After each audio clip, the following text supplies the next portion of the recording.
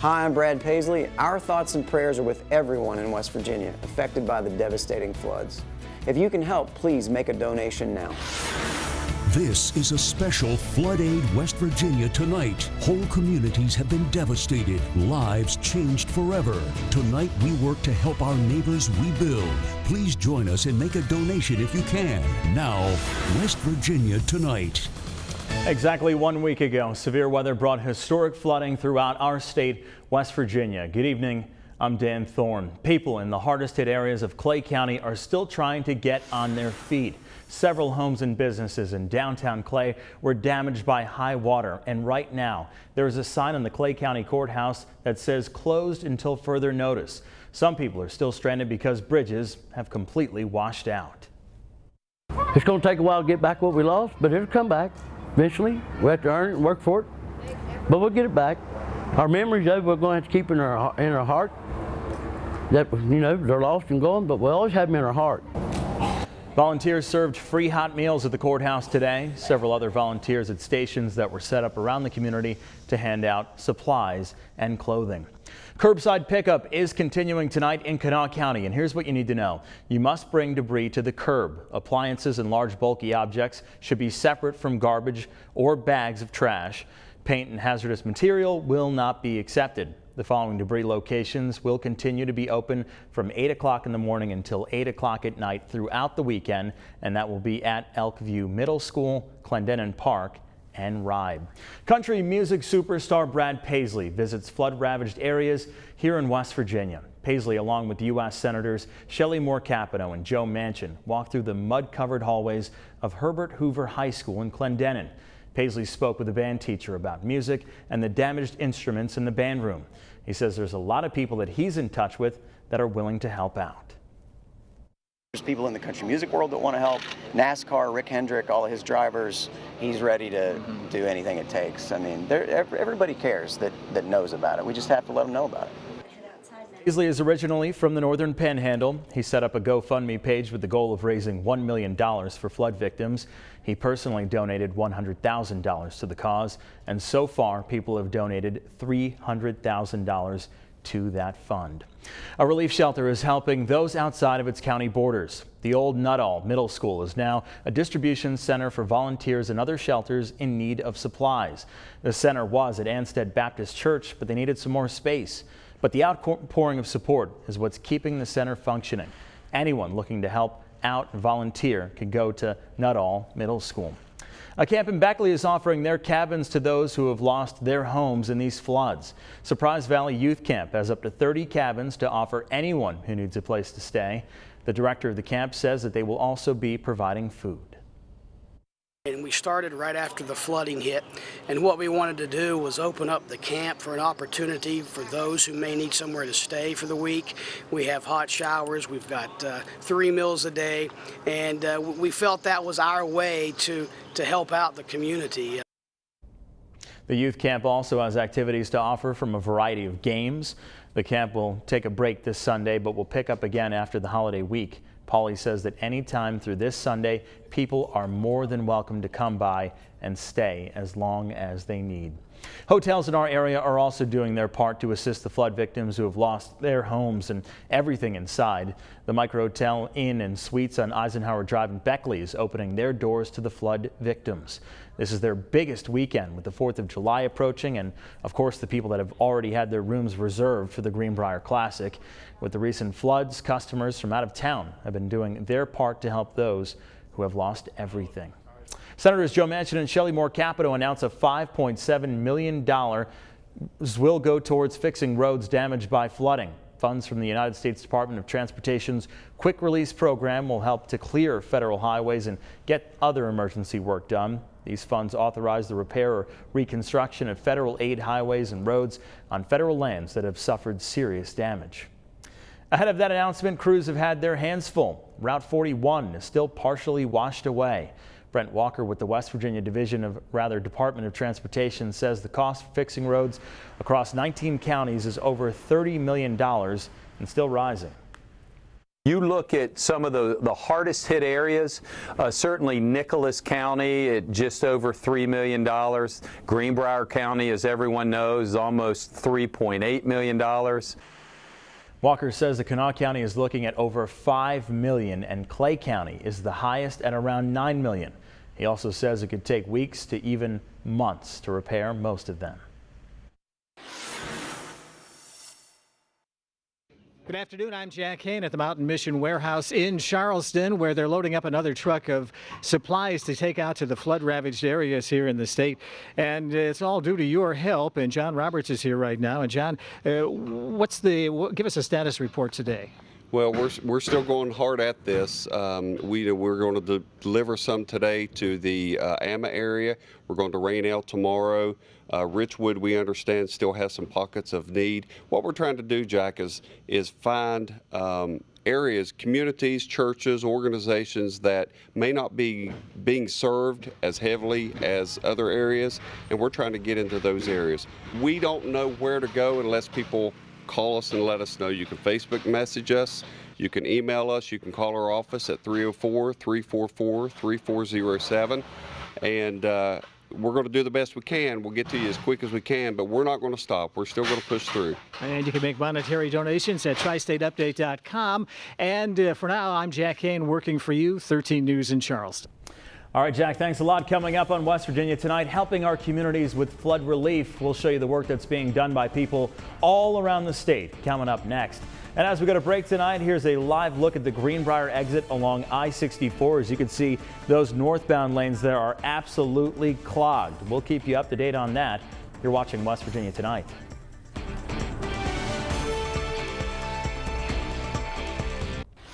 Welcome back to West Virginia Tonight. Helping our neighbors, flood victims across the state are left with almost nothing after deadly waters wash through. Now efforts are underway to help raise money. Tim Carrico is live in Beckley tonight, now with a Fill the Boot drive aimed at collecting money for relief. Tim? Dan, right now we have teamed up with the City of Beckley Fire Department, the United Way of Southern West Virginia, along with the American Red Cross. I'm going to step out of the way. We are on probably one of the busiest intersections in Beckley. This is Eisenhower Drive, right on the Beckley crossing area, and we're seeing all kinds of people just reaching into their wallets and helping out the folks that have been just so affected and so devastated by the floods that we saw last week, especially here in southern West Virginia and the Greenbrier County area. Now, all of the money raised today will go to locals. It'll go to people that are right here in our region. It's not going out of state. It's going to victims of this West Virginia flood. So we've seen all kinds of people pouring out just their hearts to us. One woman even told us she lost everything in her basement, but she still wanted to donate. So it's hearing stories like that that just really move you. It's just amazing. So it's seeing people like that are coming out here and helping such a great cause. And we will be out here, if you're in southern West Virginia, until 6:30 tonight, so be sure to stop on by. But again, just a great way to help out so many people in need here in southern West Virginia. But for now, live in Beckley for West Virginia Tonight, I'm Tim Carrico. Tim, thank you so much. Well, Clendenin was also one of the hardest hit areas last week, and as the town rebuilds, Smith Food Fair is serving as a hub for activity.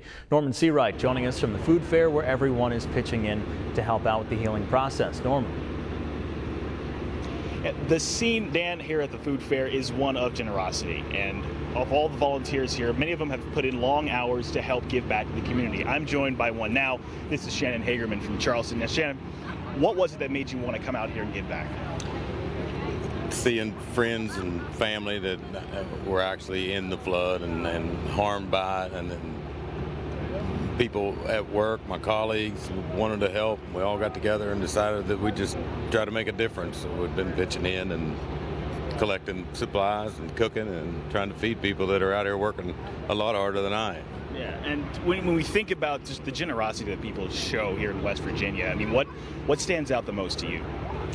It's just unbelievable what people give of themselves and how much time and effort that they give. It's not all people being paid. Most of these people are not being paid. They're taking off work, they're taking vacation time, they're spending money out of their own pockets to give to others that still haven't dug out of this mess. thank you, Shannon. I really appreciate that and appreciate you giving back to the community and helping out here. Now, if you want to help do the same, you can go to the website tristateupdate.com and give to the Mountain Mission to help with the relief efforts here. You can see all around, we've got cleaning supplies, food being handed out, all the stops that have been pulled to help this community rebuild. For West Virginia Tonight, I'm Norman Seawright out of Clendenin. All right, thanks a lot, Norman. Well, the Northern Panhandle didn't end up being hit hard by last week's storms, but the communities up there are stepping up in a big way to help out their neighbors to the south. Laurie Conway has more on their efforts. Before the floodwaters even began to recede, people of the Ohio Valley were rolling up their sleeves and pulling out their wallets, eager to help their fellow West Virginians who were devastated by flooding. A number of organizations, from the Community Foundation of the Ohio Valley to the American Red Cross and the House of the Carpenter, were teaming together with stores like Kroger and Sheetz to donate much-needed water and supplies. One local education student said as a future teacher, he felt like he should step up and set an example for students, so he loaded up and headed to Fayette County to help his fellow mountaineers. Emergency management officials in Tyler and Wetzel counties drove down supplies collected by the community, while Weirton city manager collected non-perishable food, bottled water, and cleaning supplies. On Sunday, Bishop Michael Bransfield addressed the flooding disaster at his weekly Mass, asking parishioners to keep those suffering in their prayers. And on Monday, Ohio County Delegate Sean Fluharty rented a U-Haul truck and asked his neighbors to help fill it up with supplies. Local veterinarian Dr. Carl Yurko of Key Animal Hospital also collected supplies for our furry friends and made his first trip today.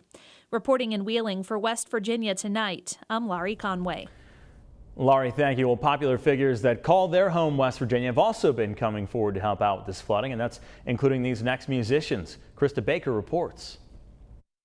The Davison Brothers Band, Andy Ross and Owen Schmidt had a scheduled concert Sunday night. The focus changed after word of the flooding. I happened to see, just the chaos that was happening on TV, and I called them up real quick and I was like, hey, let's really push, trying to donate, as much as we can, get some donations from everybody. So we raised, a good bit of money and, a truckload of stuff. Andy Ross also bought 180 cases of water for flooding victims. After the Shinston Fire Department called out the Davison Brothers on Facebook to do the band's part, they knew just where to take the things they collected. And especially down in Camden, when people are running up to the truck and crying and thanking us, and it's just overwhelming just to see all this support for us and all this donations coming in here for us to spread on to the southern part of the state. The Shinston Fire Department has already taken several 53-foot trailers to those in need. Several relief concerts have already been set up and more are on the way. We've been in touch with Senator Manchin and his camp. We are in the makings of putting on a relief concert. Other country artist and John Kruk from ESPN. We'll update you on these concert plans as soon as they're released. For West Virginia Tonight, I'm Krista Baker. Krista, thanks a lot. Well, as we go to break tonight, here's a live look outside over Huntington. Your local forecast is coming up next.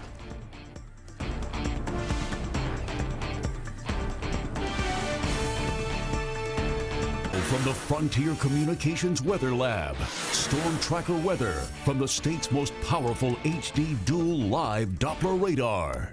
All right, hi everybody. Starting off once again, just a few clouds are kind of fanning out and not really even as defined as yesterday when we had the fair weather cumulus clouds. So maybe a little milky sunshine in spots. All in all, though, it is a nice dry night. The live Doppler radar is quiet. We're not expecting rain tonight. The next opportunity to see some real good, honest to goodness, heavy rainfall, unfortunately, is on the 4th of July. So this is where the meteorologist lets you know that and says there's a real good chance that we're going to see rain on the 4th of July, so that no one says on the 4th of July, wow, we didn't know. So because we understand people are going to leave and head on out and do their thing here in the next couple of days and maybe not right there by the TV to catch a forecast. So let's kind of keep it in the back of our mind. Yeah, it looks a little soggy according to all the weather models. Hey, and if it ends up being a little bit of a break here and there, we'll take it. All right, in the meantime, we had a little push of some moisture from the south. We saw a couple of little isolated showers pop right along the spine of the mountains, but even those have kind of turned over, rained themselves out, and that was in the eastern side of West Virginia. Clouds that are blowing out the top top of storms out in the Midwest. That's what we're basically seeing, those high thin clouds out there across Ohio, trying to reach across the Ohio River into West Virginia. Well, we have some low 80s, real nice. Huntington, Charleston, Logan. We have some 70s, mid 70s, Lewisburg, Beckley, and 81 in Clarksburg, 79 in Wheeling. And we have a breeze again, very light at times, and your temperature is a little bit warmer here in the yellow zone, anywhere from 4 to 8 degrees warmer than this time yesterday. Slightly cooler under the cloud coverage from Lewisburg out to the east. Dew points are pretty low up here to the north in the 40s. That means that the air is pretty dry. When anywhere you see 50s here on this map for dew point numbers, that means that the air is really comfortable. And as far as looking at the satellite and radar out to the west, showers and storms are trying to work their way again into Illinois, and they're weakening as they make their way on into this drier patch of air. And so here's Predictor, and it shows things are pretty quiet here tonight once again. Showers and storms to the west of us. They'll try and approach. Could see just a little spotty shower around dinner time, and then we're heading into a warmer weekend. Mountain Mission has been helping out across the state, but they tell us they can never have too much support. Eric Halperin shows us how every little bit helps this organization aid these flood-ridden areas. Just like many places around the mountain state, Lismore faces some big challenges coming back from the harsh flooding. We've got entire dwellings that were washed down the river or are uninhabitable right now. But things are beginning to look up as piles of donations have come in. Several were from Mountain Mission, which has been collecting and distributing much-needed supplies around the state. One of the things they brought to Lismore was heavy-duty gloves. We all thought about rubber gloves. It was like, we need gloves, we need gloves. Never thought about something like this, and this is just amazing. We're all just so ecstatic and happy with everything. Since this is the Lismore Fire Department, this is usually full of fire trucks, but as you can see now, it's full of supplies to get out into the community. What you see here is community and some of our neighboring communities coming together to help a severely flooded area cope with that disaster. As the supplies continue to be brought in from various organizations, it's a reminder that recovering from the flooding will be a big-time team effort. No organization, no individual, no company can do this by themselves. We as a community have to partner, we have to come together, we have to work together and make a positive difference, and that's what's working. Reporting in Lismore for West Virginia Tonight, I'm Eric Halperin. Eric, thanks a lot. Ahead on West Virginia Tonight, people are also stepping out to help animals in these flood zones. A look at their efforts next.